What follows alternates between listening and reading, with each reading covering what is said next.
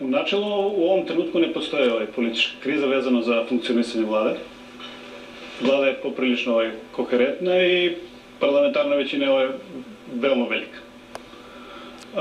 Ponašanje lidera Albanske demokratske unije za integraciju Ali Ahmetija u ovom trenutku korespondira sa ponašanjem predsjednika makedonske vlade. Tako da u ovom trenutku se to ne događa. Međutim, mi smo imali isto takve događaje 2001. godine i sve je otprilike bilo isto. U početku blaga osuda događaja, saglasnost da ćemo zajednički rešavati probleme, ali tokom vremena se te političke pozicije menjaju. Šta to znači? Da bi se sukobi u koaliciji mogli rezultirati i vanrednim izborima? Problem je sljedeći. Znači, mi ne možemo da pričamo o Makedoniji o bilo kakvim izborima sve dok se opozicija ne vrati u Skupštinu Makedonije. A opozicija traži ostavku premijera i traži izbore. A opozicija radi na destabilizaciji političkih prilika u državi, formiranju takozvane široke vlade bez izbora, ulazak u vlast bez izbora, što vlast ne prihvata.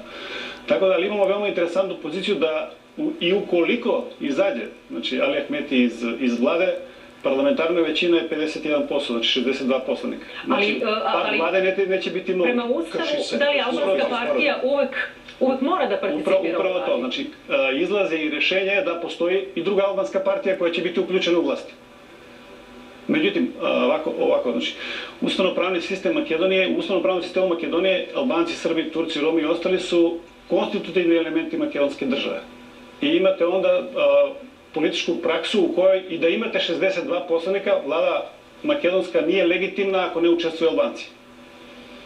Što se tiče ovih događaja, znači, pored svih ovih negativnih pojava koje komentarišemo, ima jedna veoma pozitivna pojava, a to je po prvi put posle 70 godina, znači Srbi u Makedoniji nisu niti okrivljeni, niti su krivi za ništa što se događa u Makedoniji. Znači, ovo je na neki način veoma interesantan politički moment i taj politički moment bi trebalo da bude dovoljno jak signal i za nas Srbi u Makedoniji kako da proširimo spektar svog političkog delovanja i utjecaja, a bilo bi dobro da se i Republika Srbija sa svojim ponašanjem uključi negde u tu priču. Ja tvrdim da ne samo da nije legitimna niti jedna makedonska vlada bez Albanaca, nego u budućnosti neće biti legitimna niti jedna makedonska vlada i bez učešća nas Srba u Makedoniji.